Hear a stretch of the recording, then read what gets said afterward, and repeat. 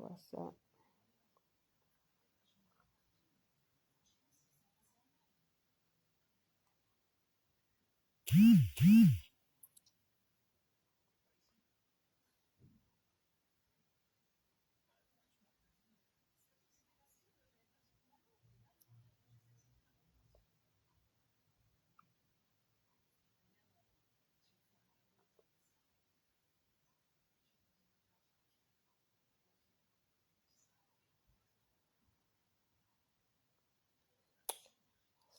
Salut, bonsoir à tout le monde. Bonsoir.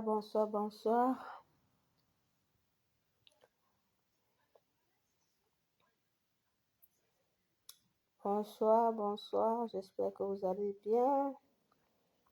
Voilà, désolé pour ce direct tardif, hein, désolé pour ce direct tardif.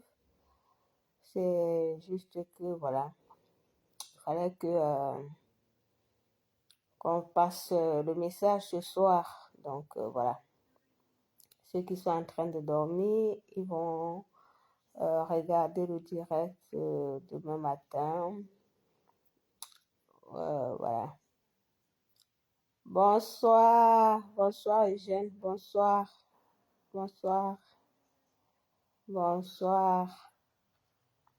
Je disais que c'était un direct, c'est un direct vite fait parce que voilà, il était quand même prévu ce soir un direct de Sandy où on allait intervenir, mais Sandy n'a pas, elle a eu un empêchement au travail. Donc du coup, je me dois de faire ce direct parce que j'ai regardé un peu sur la toile déjà un peu la manipulation quant à ce qui s'est passé au boycott du chef Bangoulap à Charleroi, ici en Belgique. Parce que, voilà, parfois on est sur le terrain et après quand on écoute certaines choses, on se demande, voilà, pourquoi est-ce que certaines personnes veulent faire passer quoi la mauvaise information en fait. C'est un peu ça. Donc, comme je vous disais, c'est un direct pour vous dire exactement ce qui s'est passé. Ce qui s'est passé à Charleroi. À Charleroi, au boycott de... Oh, je vais vous rappeler après. Je sais pas qui m'appelle là maintenant. Je sais pas c'est qui, mais je vais vous rappeler après. Donc, nous, les Bobby Tanap, je vais d'abord vous rappeler que je vous rappelle toujours que nous sommes une entité du combat qui avons décidé de participer aux différents boycotts. Donc, les Bobitana participent aux différents boycotts. Ça veut dire que quoi? Ça veut dire que quand il y a boycott, nous, on nous appelle, on nous interpelle et nous, on participe en tant que Bobitana. Donc, voilà. Donc, nous participons au boycott en tant qu'entité Bobitana. Donc, je ne participe pas au boycott en tant qu'Annie Choco. Je participe en tant qu'Annie Choco, Amazon, Bobitanap, parce que les Bobitanap participent au boycott. Voilà. Donc, nous avons donc été interpellés. Vous le savez tous. Les chefs Bamileke sont dans la liste du boycott. Tous les chefs Bamileke sont boycottables. Donc, sachez-le. Qu'est-ce qu'on réclame? Qu'est-ce qu'on, non, pas qu'est-ce qu'on réclame. Qu'on aimerait que les chefs fassent? Voilà. Nous, on demande aux chefs de prendre position. On demande aux chefs d'interpeller le gouvernement sur ce qui est en train de se passer dans notre pays. On demande aux chefs d'interpeller même la population. Les chefs doivent jouer un rôle d'éveil des consciences, un rôle d'éveil de la population. Ce qu'on demande aux chefs. Voilà. Tant qu'ils ne remplissent pas leur mission, et qu'ils veulent seulement venir, bonsoir Motamossi, et qu'ils veulent seulement venir dans la diaspora pour avoir les sous et pour nommer les gens comme les titres chez les Bamileke. Les gens aiment bien avoir les titres et tout. Ça ne marche plus comme ça. Donc, nous, on vous passe un message au chef Bamileke qu'il est temps pour vous de prendre position, qu'il est temps pour vous d'interpeller les pouvoirs publics sur ce qui se passe au Nozo. Vous avez vu récemment à Babadjou, la guerre, donc le Nozo déjà est en train de venir, donc la guerre au Nozo veut déjà s'embraser et tout. Vous êtes en train de voir tous les déplacements des populations. Vous êtes en train de voir toute la misère de la population, tout ce que la guerre est en train d'entraîner. Tous les Bamileke qui vivaient au nord-ouest aujourd'hui, ils sont à Bafoussam. Beaucoup de Bamileke ont quitté le nord-ouest. Ils souffrent dans les grandes villes. Ils souffrent à Bafoussam partout. Vous ne voyez pas. Mais tout ce qui vous importe, c'est votre gloire personnelle avec tous ces élites Bamileke de la diaspora qui vous soutiennent. Je dis bien tous ces élites Bamileke qui vous soutiennent. Parce que quand vous venez ici, vous donnez des titres aux gens. Et ce sont ces titres-là qui font à ce que les gens ne s'intéressent même plus au combat. Les gens veulent leur gloire. Chacun veut sa gloire au Cameroun. L'intérêt général, ça n'intéresse personne. Chacun veut juste sa propre gloire. Être nommé, je ne sais pas, les titres de notabilité, c'est ça qui vous intéresse. Au point où, parce que je veux en venir, je veux en venir, il n'y a que les titres de notabilité qui vous intéressent. Il n'y a que faire la fête qui vous intéresse. Pourtant, nous sommes dans un pays avec un problème profond, avec une guerre.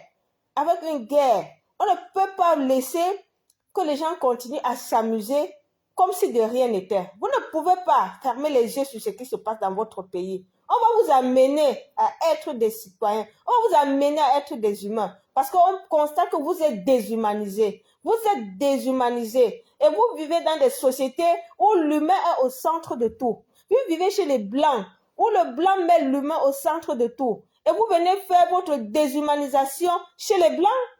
Chez les Blancs où nous vivons, où l'humain est au centre de tout, où vous profitez du système des Blancs, chacun profite à son niveau, et voilà, du développement des Blancs et tout, mais vous ne pouvez pas avoir les valeurs des Blancs, vous ne voulez pas acquérir des valeurs humaines que dans la société, dans votre société d'accueil, et que nous, on va vous laisser faire ça.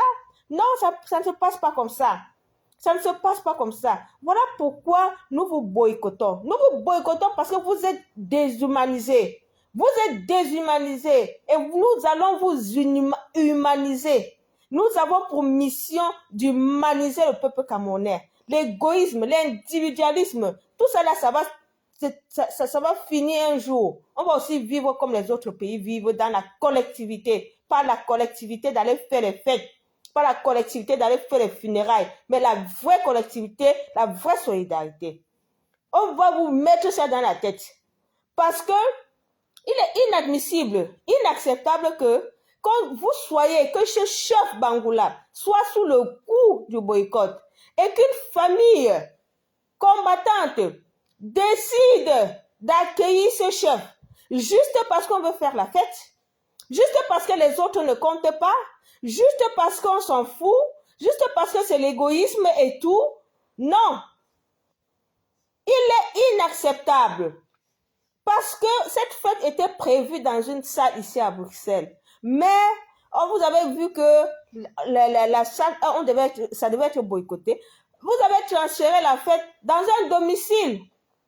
Regardez jusqu'à quel niveau les gens vont. Transférer une fête dans un domicile privé et dire que les gens, les combattants ne doivent pas venir là-bas parce que c'est un domicile privé. Mais non, vous avez tapé poteau. Vous avez tapé poteau. Parce que non seulement vous saviez que ce chef était sous le coup du boycott, et en plus, vous êtes allé dans ce domicile, et un domicile, une famille de combattants, ça ne se fait pas.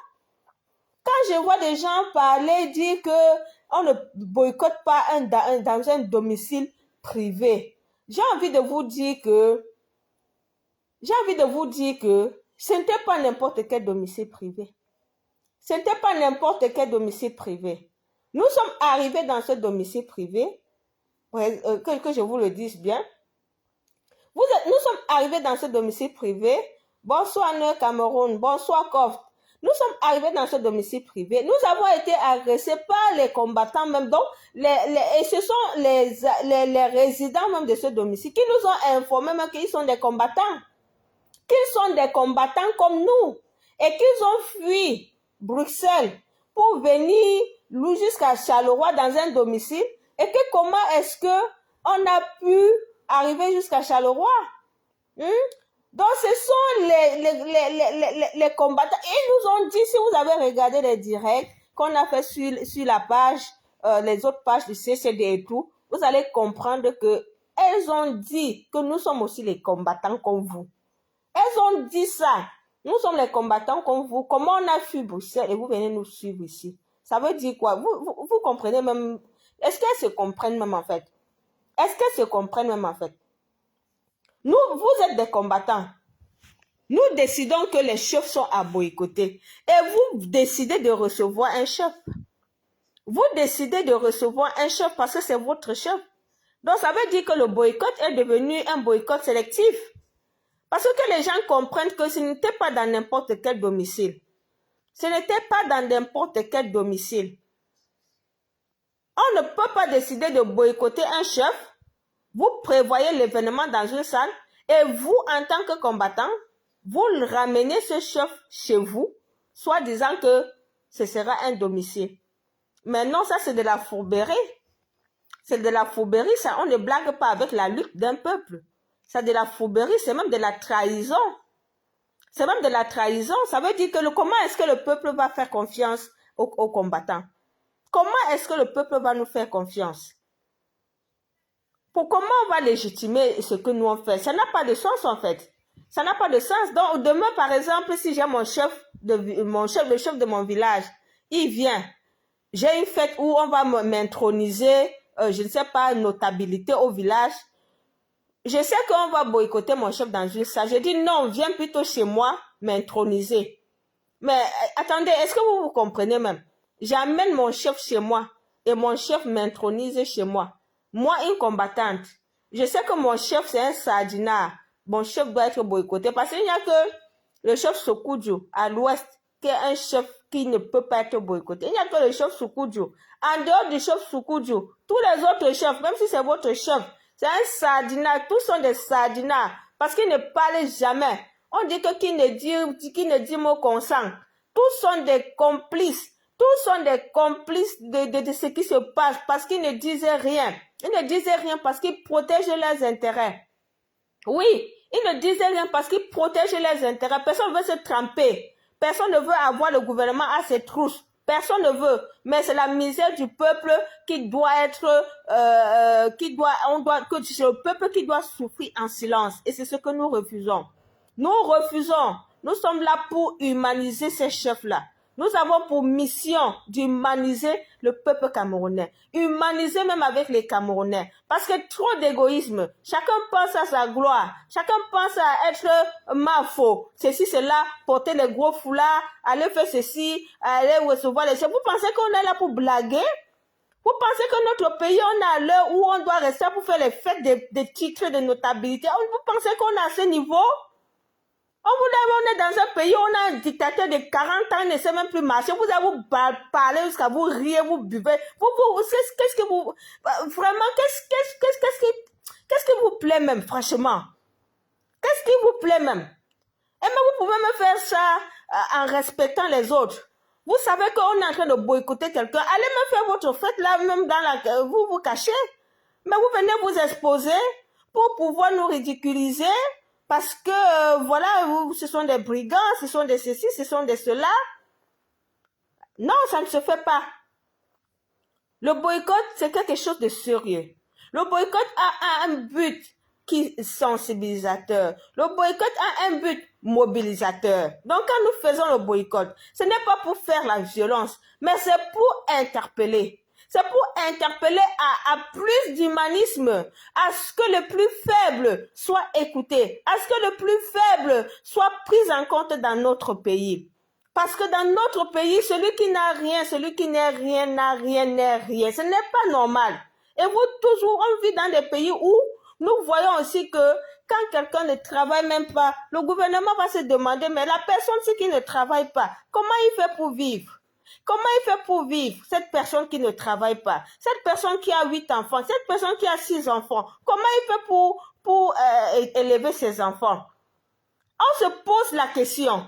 Mais chez nous, les chefs, personne, vous êtes là, vous venez à nous balader. Les gens qui ont l'argent mettent encore l'argent dans vos poches. Vous partez encore, vous devenez riches. Vos populations là, ils troupissent dans la pauvreté. J'ai vu dernièrement dans un village, dans mon village, un couple, c'est un couple, ils ont volé la chèvre. Imaginez, écoutez-moi les histoires. Un couple a volé la chèvre.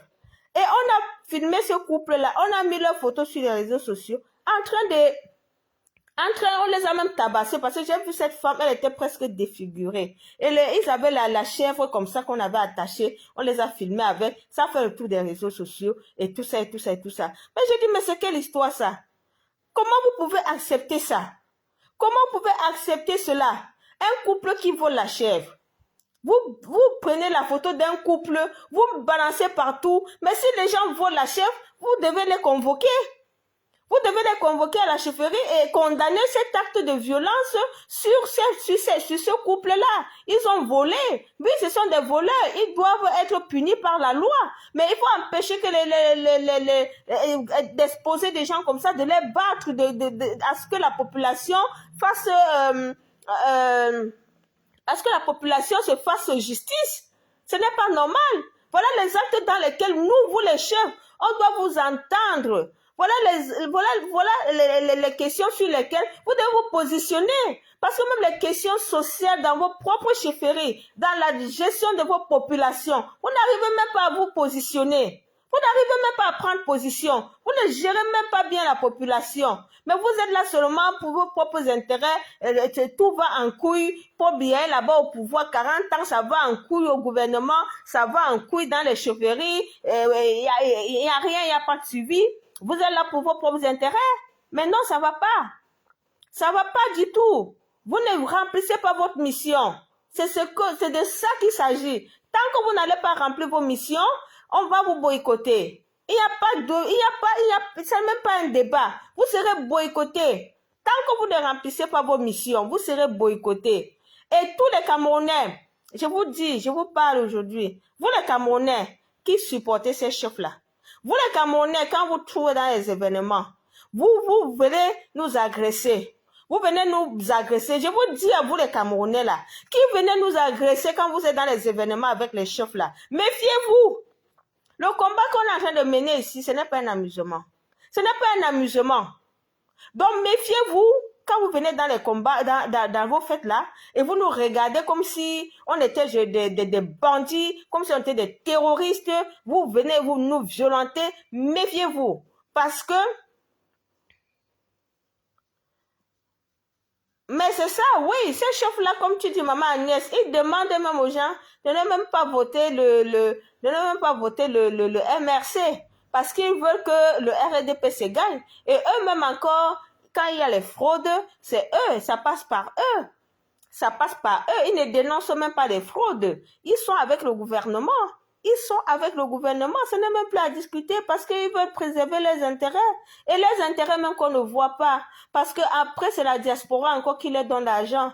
Après, c'est encore vous de la diaspora. Quand il y a le projet dans les villages Bamileke, là, c'est vous qui sortez encore l'argent. La souffrance que vous avez ici en Europe, vous pensez que c'est facile? Vous sortez encore l'argent pour donner à ces chefs pour réaliser le projet que le gouvernement même devrait même réaliser. Parce que même vous, les élites Bamileke là, bientôt on va vous boycotter ici en Europe. Bientôt vous-même va vous boycotter. Parce que vous êtes comme ça, vous êtes complice même avec ces chefs-là, complice que pour bien rester au pouvoir. Parce que quand on vous voit dans les fêtes là, la qualité que vous regardez les gens là, moi je vais lancer le boycott sur vous maintenant. Je vais lancer le boycott sur vous. Parce que vous ne pouvez pas, parce que c'est vous les élites Bamileke là, vous les élites Bamileke de la diaspora là, où c'est des hommes d'abord, je ne sais même pas. Mais attention, attention de soutenir indirectement ce qui est aussi en train de se passer au pays. Parce que vous soutenez ces chefs. Vous ne dites pas à ces chefs de dénoncer le pouvoir. Vous soutenez, vous soutenez, vous soutenez. Et à un moment, nous-mêmes, on va se lever sur vous aussi pour vous boycotter. Parce que moi, j'ai toujours dit, le peuple Bamileke, si vous voulez que Biya quitte au pouvoir, Biya va quitter au pouvoir. Le peuple Bamileke, je ne suis pas tribaliste. Je ne suis pas tribaliste, mais il faut reconnaître la force d'un peuple. Et un peuple doit reconnaître sa force et connaître que si nous utilisons à bon escient notre force, ça peut produire des résultats. Le peuple Bamileke, c'est un peuple fort. C'est un peuple dynamique. C'est un peuple qui a l'argent. C'est un peuple qui sait chercher l'argent. C'est un peuple qui a des potentialités. C'est un peuple qui a l'intellectuel. C'est un peuple qui a la débrouillardise. C'est un peuple, il y a de tout. Il y a de tout. Les sans-papiers en Europe, les Bamileke, les avec papiers, c'est les Bamileke, les tout, la route, tout, c'est les Bamileke. Donc, c'est un peuple diversifié de tout, de toutes les potentialités. Et ils n'utilisent pas bien, les gens n'utilisent pas bien toutes ces capacités. Les Bamileke se cachent pour investir. Les Bamileke se cachent pour dire que non, on va développer notre village. Et puis, on laisse au gouvernement qui est là, qui nous pille. Hein? Moi, c'est là où j'ai un problème avec le peuple Bamileke. Le peuple Bamileke se cache pour investir au pays parce qu'il pense à son argent, mais sans savoir que si c'est mal géré, quand c'est mal géré, ça veut dire que même votre investissement là est à risque. Votre investissement est à risque quand le pays est mal géré. Donc, si vous voulez toujours vous cacher derrière les investissements pour ne pas vous engager dans la lutte, j'entends certains dire que non, ils donnent l'argent, on donne l'argent. Vous donnez l'argent à qui? Vous donnez l'argent à qui? Vous donnez l'argent que qui va s'engager? Vous donnez l'argent que qui va prendre le devant pour changer les choses? On ne veut pas les gens qui vont seulement donner l'argent. Oui, on veut les gens qui vont aussi s'engager. Si tout le monde donne l'argent, qui va s'engager? Si tout le monde dit que non, on va donner l'argent, on va donner à qui va s'engager? Les gens doivent s'engager effectivement pour que le combat avance. Pour qu'on dégage ce dictateur de 40 ans, ce grand-père incapable de faire quoi que ce soit. Les gens doivent, le peuple Bamileke doit se lever, doit prendre ses responsabilités. Ce n'est pas qu'on va se cacher parce que chacun veut investir au pays. Vous allez développer vos villages. Oui, vous allez développer plus que quoi. Même à l'ouest, il y a les villages encore où il n'y a pas de route. Il n'y a pas de route. Vous ne pouvez pas remplacer l'État. Que les Bamileke arrêtent de vouloir toujours remplacer l'État. Bonsoir, madame. Bonsoir, Sorolin. Que les Bamileke arrêtent de vouloir toujours remplacer l'État. Vous ne pouvez pas remplacer l'État. Le Cameroun a un problème politique. Et tant que vous êtes solidaires, ne soyez pas seulement solidaires pour venir faire rencontrer les chefs et tout ça là. Soyez solidaires pour dire que vous voulez le changement dans votre pays. On n'a pas besoin, seulement vous les Bamileke. Si les Bamileke pouvaient se lever et être unanimes, c'est que ce gouvernement-là tombe. C'est que ce gouvernement tombe. Je dis si les Bamileke même souvent étaient unanimes, si chacun ne voyait pas son propre intérêt, c'est que ce gouvernement tombe. Il faut voir comment nous, on a été traités il faut voir comment on a été traités lors de ce boycott. Quand nous, on est allés, c'était le chef Bangoulap, donc c'était les Bamileke qui étaient là. Les Bamileke qui étaient là étaient les premiers à nous insulter, étaient les premiers à nous dire, vous êtes venus faire quoi ici? Vous êtes venus faire quoi ici? Vous êtes ceci, vous êtes cela. C'était les Bamileke. Mais pourtant, ils savent tous pourquoi nous, on boycotte les chefs. Ils savent tous. Ils savent. Mais parce que chacun veut préserver son intérêt. Chacun veut être bien. Chacun veut faire la fête. Chacun veut. Oui, mais on comprend. Mais on vous a dit, l'heure n'est pas à faire la fête. L'heure n'est pas à faire la fête. Je suis désolée pour vous. L'heure n'est pas à faire la fête. Vous devez vous engager. Oui, vous devez vous engager pour qu'il y ait le changement dans notre pays et que chacun soit bien. Ce n'est pas que tu dois être bien, ton frère ne va pas être bien. Non, il est temps que chacun s'engage pour le bien collectif, pour le bien commun. Oui. Donc, revenons au boycott. Je vous ai dit que nous étions dans une famille de combattants pour le boycott. Et ce qu'on a vu là-bas à Charleroi, c'est terrible. Ce qu'on a vécu, c'est vraiment terrible. C'est vraiment terrible, hein. Franchement, moi, personnellement, j'ai assisté à ce boycott, mais j'ai été sidérée. J'ai été sidérée parce que nous sommes dans ce combat depuis près de 4 ans et nous savons tous qui est combattant. Nous nous connaissons tous, en fait. Nous nous connaissons tous. Bonsoir, Maman Rosalie. Bonsoir, Roger. Nous nous connaissons tous. Nous sommes arrivés dans cette famille de combattants. Je ne veux pas citer les noms ici parce que je ne veux pas avoir des problèmes avec les gens. Mais vous savez un peu déjà qu'est-ce qui s'est passé parce qu'il y a eu déjà à peu près, il y a eu des directs sur la toile qui ont parlé de ça. Nous sommes arrivés, pour vous dire vrai, nous sommes arrivés pour... Bonsoir Roger, bonsoir. Nous sommes arrivés, on voulait parler au chef. On n'est pas arrivé pour boycotter. Parce que quand les gens parlent de boycott, moi je vous ai dit, je suis contre la violence. Parce que même dans le boycott, il y a les tendances. Dans le boycott, il y a les tendances. Il y a les radicaux, il y a les modérés, il y a. Moi, je suis une modérée. Bonsoir Sidoine, bonsoir. Moi, je suis une modérée, pardon. Donc moi, je suis contre la violence. Je suis contre la violence. Même dans les groupes de boycott, les camarades me connaissent. Quand on parle de violence, vous allez voir que Annie n'est pas dans la violence. Moi, c'est comme ça. Je suis pas pour la violence. Donc, nous, on allait dans ce boycott pour parler au chef. On voulait rencontrer le chef, en fait. On voulait le rencontrer. On n'est pas allé faire la violence. On voulait le rencontrer. On voulait le rencontrer. Mais dès qu'on est arrivé, le Cameroun, oui, il faut les dénoncer. Parce que vraiment, j'ai dit, ces personnes ne méritent plus d'être avec nous. Parce que dès qu'on est arrivé, ces personnes ont commencé à nous insulter, à nous violenter même, à appeler la police. Appeler la police. On a dit, nous, on est venu ici pour parler au chef. S'il vous plaît, on n'est pas venu pour vous faire la violence, mais nous sommes venus parler aussi, c'est notre chef. On avait aussi les Bangoulap qui étaient là. Moi aussi, je suis une Bamileke. Moi, je devais aussi voir ce chef-là pour lui dire, chef, est-ce que tu ne vois pas ce qui se passe à l'ouest? Est-ce que tu ne vois pas que vous pouvez même vous entendre, vous les chefs traditionnels de l'ouest, pour écrire même une lettre au gouvernement pour qu'ils voient la situation du Nozo. Moi, c'est ce que j'allais passer comme message pour qu'ils créent même un collectif de chefs avec le chef Soukudjou pour voir un peu, même si c'est 20 ou 30 chefs qui peuvent écrire pour interpeller le gouvernement par rapport à ce qui se passe au Nozo. Moi, c'est mon message que j'allais faire passer à ce chef-là pour qu'ils écrivent je sais pas, une communication, qu'ils fassent une communication au gouvernement. Mais dès qu'on est arrivé, je dis dès qu'on est arrivé, la femme là qui est aussi une combattante, cette famille de combattants, elle était à la fenêtre, elle allait à la fenêtre, elle a commencé à nous insulter. Elle nous a insulté. On a dit, ouais, on n'est pas venu ici pour ça. On est venu pour la paix. On est venu pour parler. Non, elle n'a pas entendu.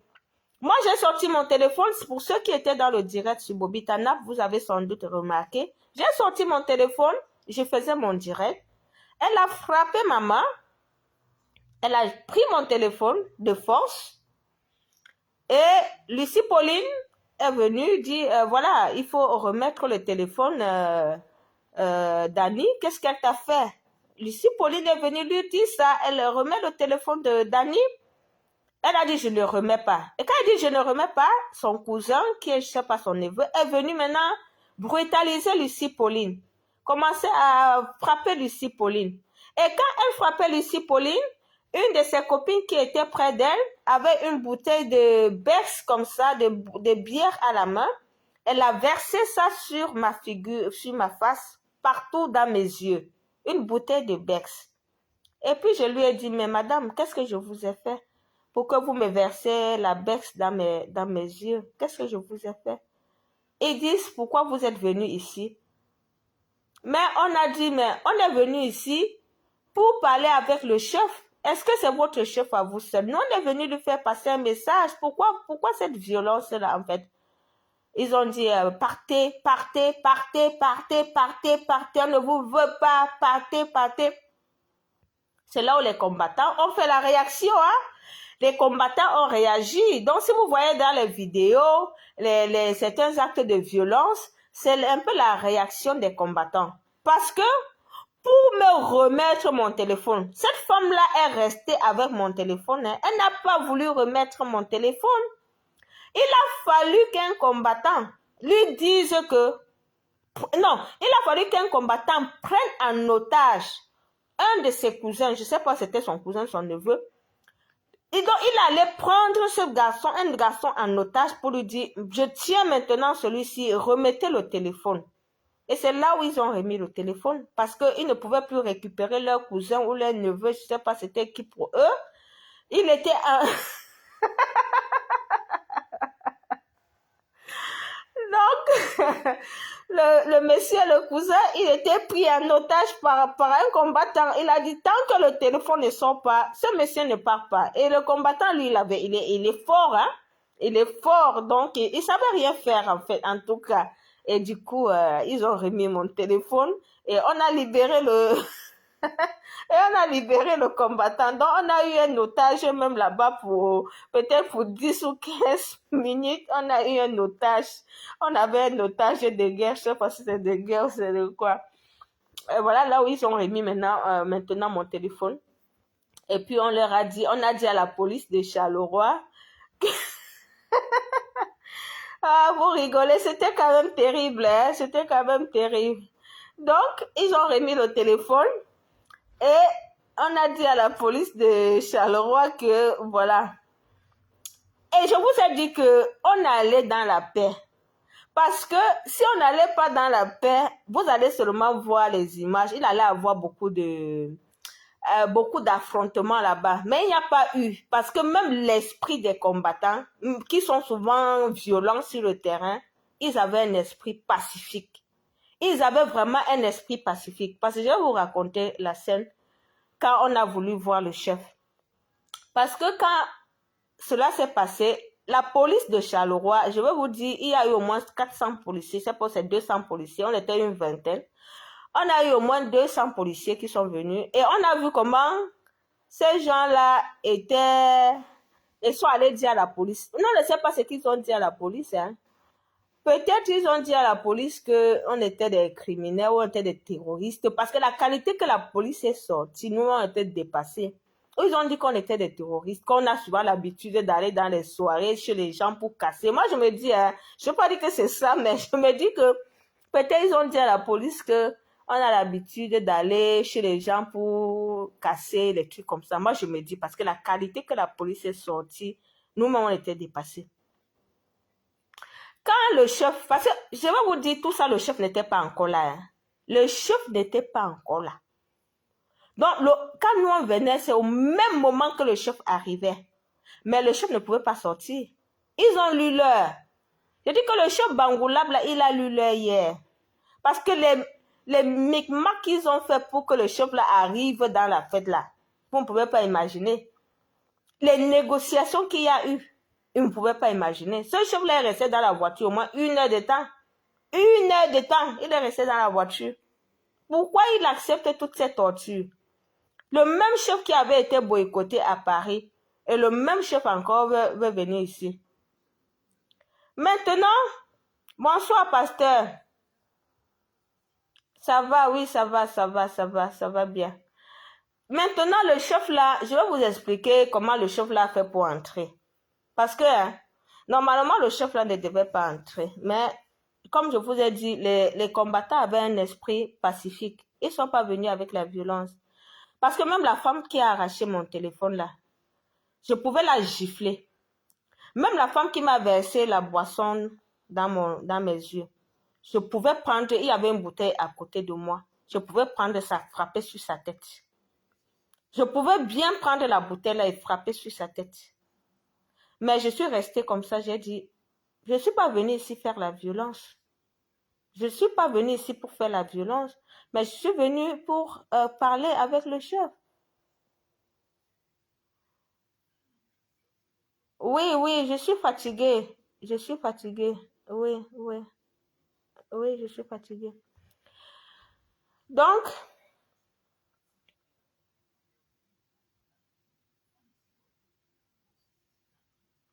au Kenya, Cameroun, si tu as identifié les personnes là, c'est très bien parce que vraiment, il faut dénoncer ça. Moi, j'ai fait le direct, je suis fatiguée. J'ai juste voulu faire ce direct là pour vous donner des éléments qui vont donner même à toi des éléments qui vont te permettre de faire le direct parce que moi, je l'ai vécu. On l'a vécu en direct ce qui s'est passé. Et cette famille doit être dénoncée. Cette famille doit être dénoncée parce que ce n'est pas une famille de combattants qui devait accepter héberger un chef qui est sous le coup du boycott. Un combattant ne peut pas, une famille de combattants ne peut pas accepter recevoir un chef qui est boycottable. Ça ne se fait pas. Ça, c'est de la trahison. Ça, c'est de la fouberie. On est dans quel combat? On est dans quel combat? Où est le sérieux dans ce que nous faisons? Où est le sérieux dans ce que nous faisons? On boycotte les chefs, pourquoi? Ça veut dire qu'il n'y a pas de sérieux dans ce que nous faisons. On ne peut pas continuer dans ce combat comme ça. On fait un pied devant, un pied en arrière. La danse bafia. On ne peut plus continuer avec cette danse bafia. On fait trop de sacrifices. On fait trop de sacrifices comme ça pour être là.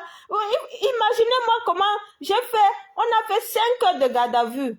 On a fait 5 heures de garde à vue hier.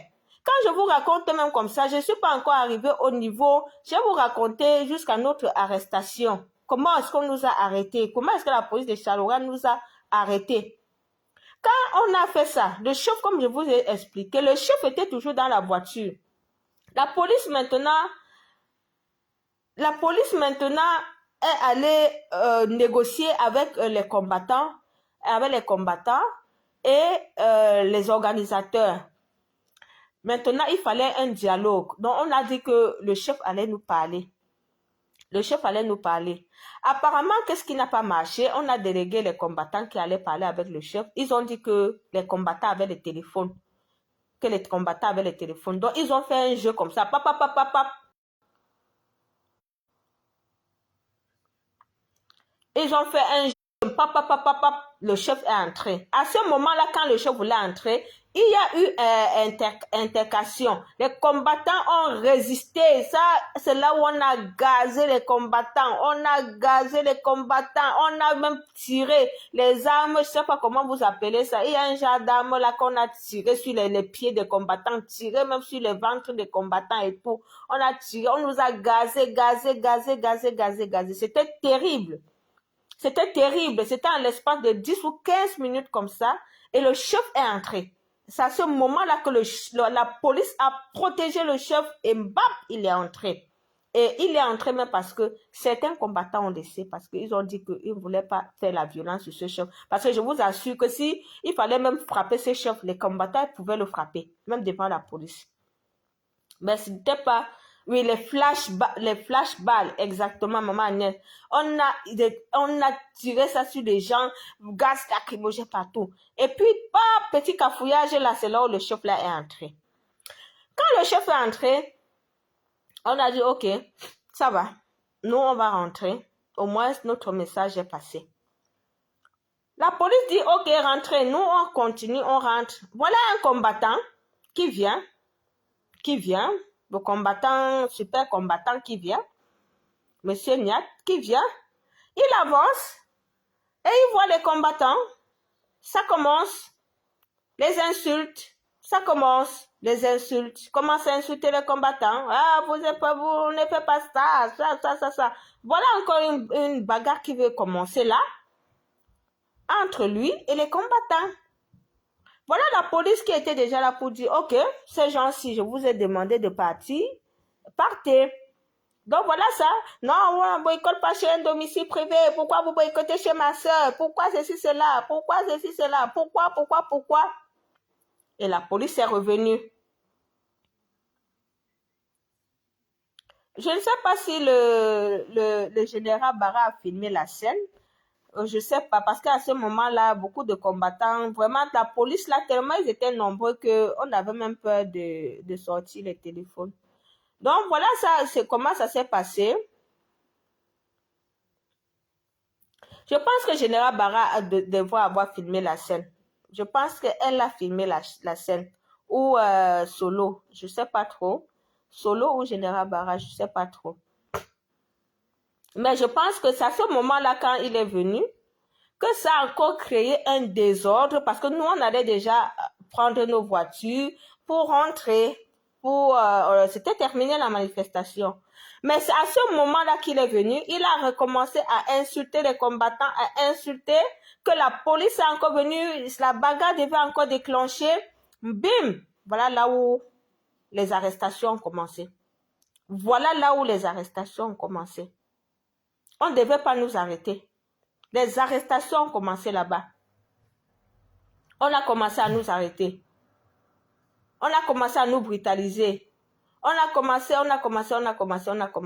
Voilà.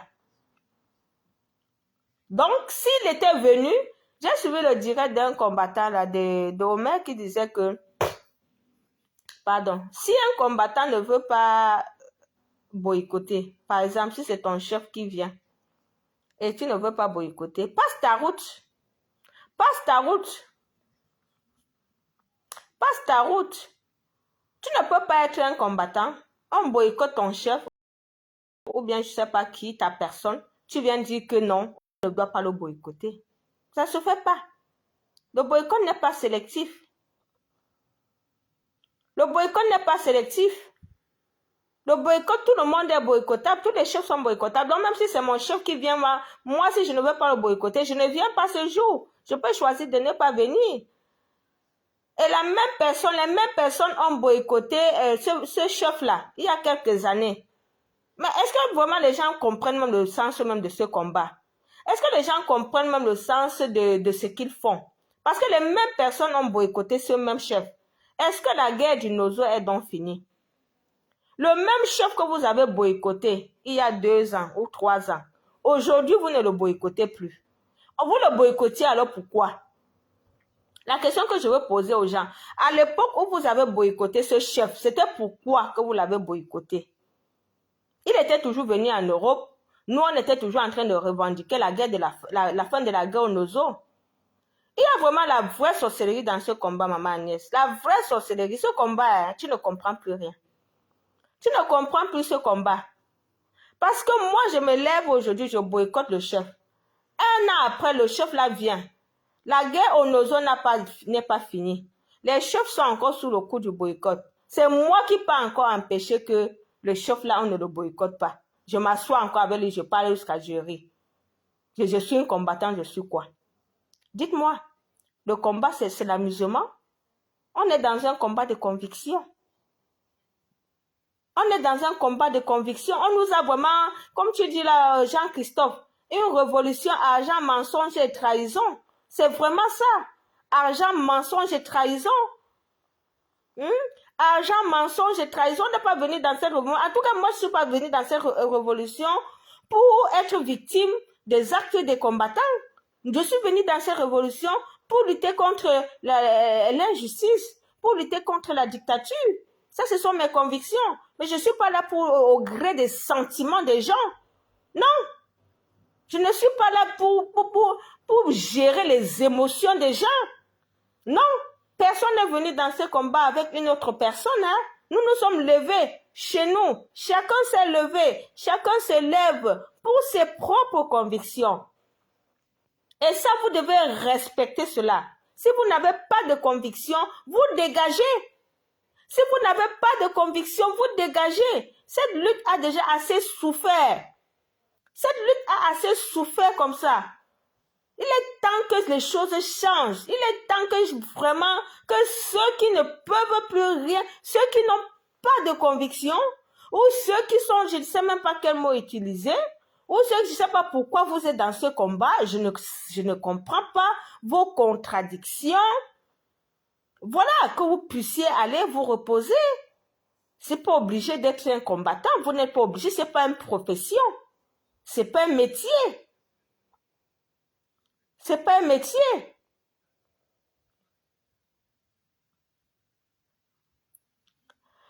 Moi, je pense que aduler Flora, moi, en tout cas, moi, je suis du côté du combat. Les gens vont me dire, tu es une suiveuse, tu es une ceci, tu es une cela, tu es cela. Les gens vont me dire, mais moi, je suis mes convictions. Moi, je suis mes convictions. Quand il y a de l'injustice quelque part, je dénonce. Je ne dénonce pas par rapport à quelqu'un, par rapport à mon affinité que j'ai avec quelqu'un, mais je dénonce parce que je vois que c'est injuste. Je ne supporte pas l'injustice. Je ne supporte pas l'injustice. Quand il y a eu le problème de Sandy sur cette toile, beaucoup de gens m'ont diabolisé. Même dans notre groupe, même autour de moi, les gens m'ont diabolisé. Je vais vous raconter quelque chose. Il y a une Amazon qui est une Amazon, elle est Amazon, un faux profil Amazon. Bon, une combattante, pardon. Elle est allée jusqu'à dire que moi, je supporte une femme qui trompe un mari. Ça veut dire que moi aussi, je peux tromper mon mari ou que moi aussi, je trompe mon mari. Que je supporte les bêtises. Et je lui ai dit, mais je supporte les bêtises. Toi, tu es une femme. Au-delà du fait qu'il y a une tromperie, tu ne vois pas la dignité de la femme qui est salie à travers un personnage qui décide d'insulter l'intimité d'une femme, qui décide de ridiculiser une femme. Moi, c'est ce que je retiens. Je ne retiens pas l'acte déjà à la base, la faute à la base qui est commise.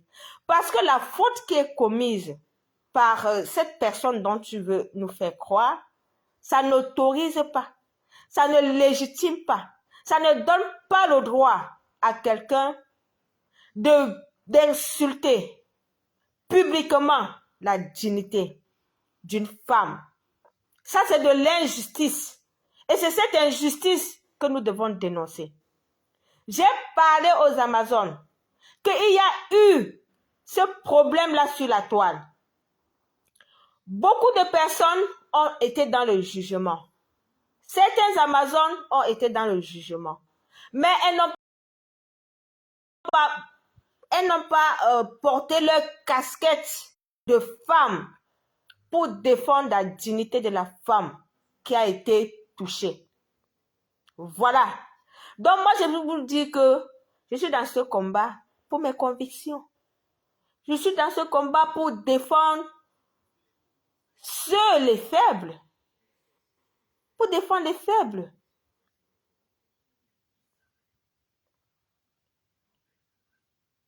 Donc, juste pour vous dire que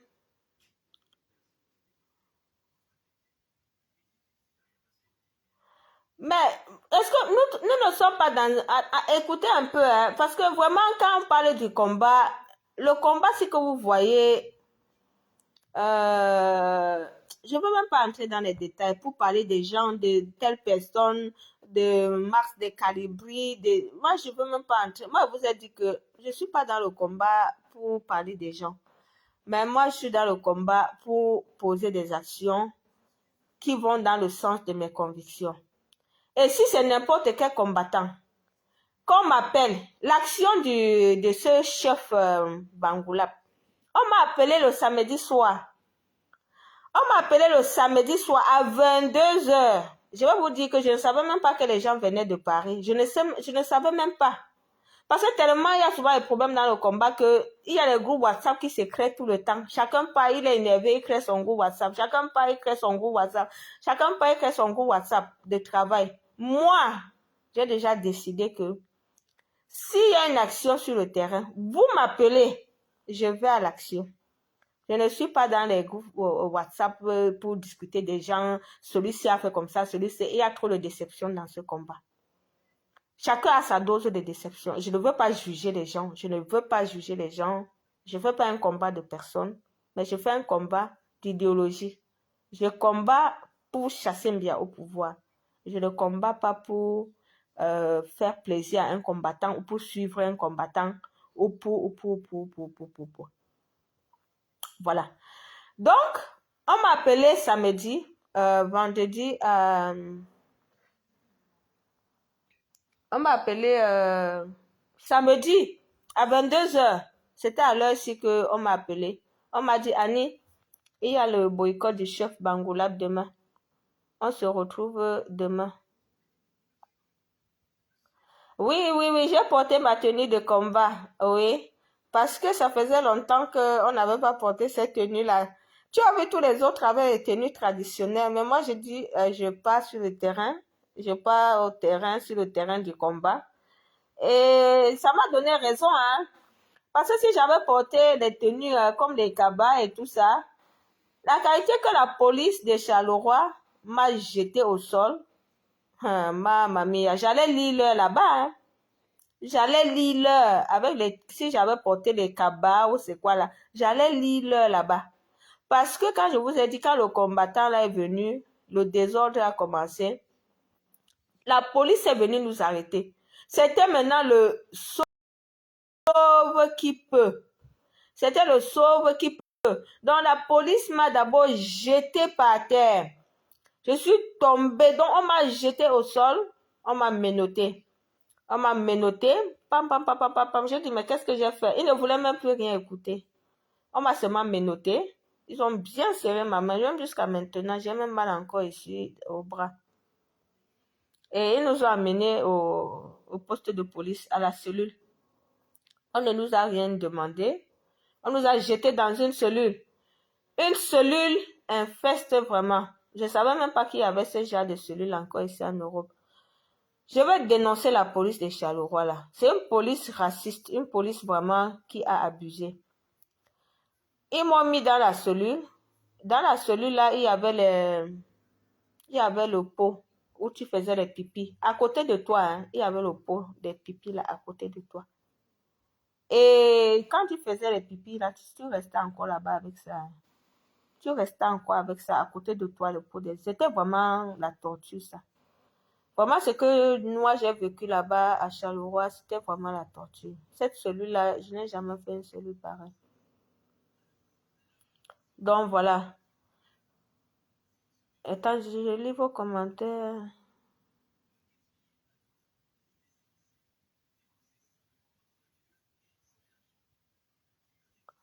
Il n'y a aucun combattant qui est au-dessus de quelqu'un. Vous allez comprendre que ce qui s'est passé à Charleroi, vraiment, ça a été la goutte d'eau qui a débordé le vase.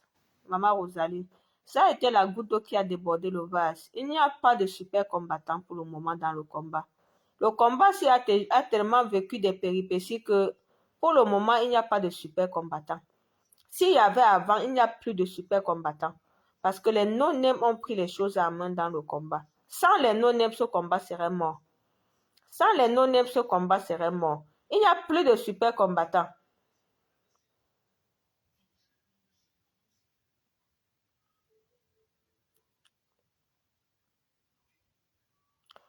Ah non, moi, Caroline, moi tu sais que moi je ne suis pas dans les guerres de personnes. Je ne suis même pas quelqu'un qui insulte les gens parce que je n'ai même pas la force d'abord. J'ai pas la force. Parce que si on m'arrête en roulant, on me fracasse là, je ne sais pas qui va me... je ne sais même pas qui va me manger. Je n'ai pas la force, pardon. Ce que j'ai déjà eu, j'ai eu ma dose hier là-bas à Charleroi. Vraiment, ça me suffit comme ça. Non, je tire mes conclusions. Et tout le peuple camerounais doit tirer les conclusions par rapport à ce qu'on a vécu. Vous avez suivi dans tous les directs. Donc, que chaque combattant tire ses conclusions. Que chaque combattant tire ses conclusions, qu'il n'y a pas de super combattant. Et je vous ai toujours dit que ce sont les non-name qui sont en train de faire la force de ce combat depuis un certain temps. Ce sont les non-name. Comprenez-le comme ça. Ce sont les non-name qui font la force du combat. Sinon, le combat serait mort. Mais les non-name ont pris les choses en main. Les non-name ont pris les choses en main dans le combat. Et moi, maintenant, je fais confiance aux non-name. Merci, maman Brigitte. Merci beaucoup. Donc, voilà. Donc, en fait,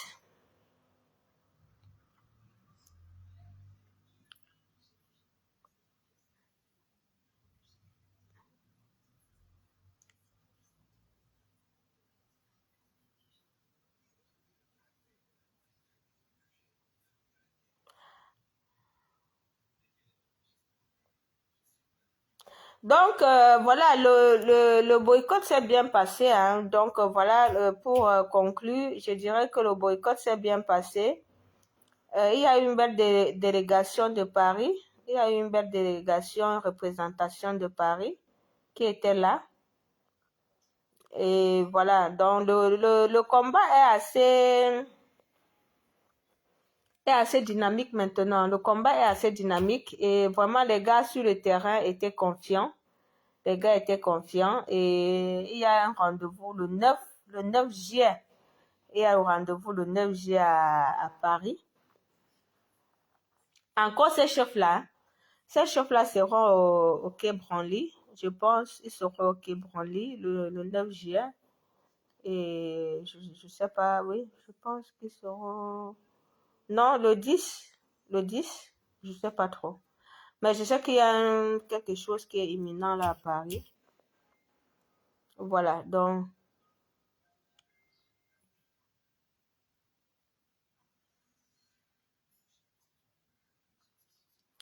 Mais sachez que le combat est évolutif et dynamique. Sachez que le combat est évolutif et dynamique. Certains leaders ont fait leur temps et si certains leaders ne veulent plus continuer le combat, voilà, ne les en voulez pas.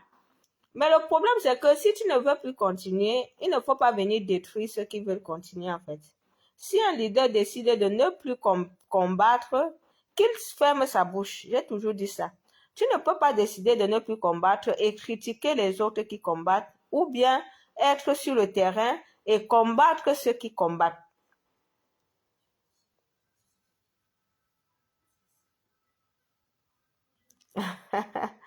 Donc, si tu ne veux plus combattre, merci beaucoup, pasteur supérieur.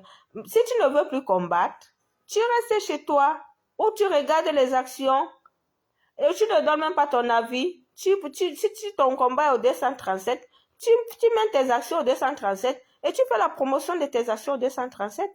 C'est comme le MRC. Quand le MRC fait son combat aujourd'hui, il ne regarde pas les activistes. Le MRC travaille au 237. Ils font les actions de sensibilisation, ils travaillent dans la base et tout. Ils ne regardent pas ce que font les activistes. Quand les activistes travaillent, bon, certains voient toujours ce que le MS fait parce que voilà, le MS qui est devant et tout, mais le MS ne voit pas ce que les activistes font. Bon, beaucoup quand même ne voient pas, ne devraient pas, même si certains voient. Donc, même chez nous, activistes, si tu es porté vers le boycott, participe au boycott. Si tu n'es pas porté vers le boycott, si ton combat c'est au 237, si c'est la sensibilisation, il y a beaucoup de choses à faire. Il y a les gens qui doivent s'inscrire sur les listes électorales. Tu peux donc amener les gens là-bas à s'inscrire sur les listes électorales. C'est toujours le combat. Le combat a plusieurs pans. Chacun devrait à un moment, à ce moment de la lutte, déjà s'agripper, s'accrocher sur un pan du combat. Si moi je me dis, je veux que les gens s'inscrivent, voilà, sur les listes électorales pour préparer les élections en 2025. Ça, c'est un combat que je mène. Je combats pour qu'il y ait des inscriptions massives sur les listes électorales. C'est un combat qui doit être mené. Mais si je ne suis pas pour le boycott, voilà, je ne suis pas pour le boycott.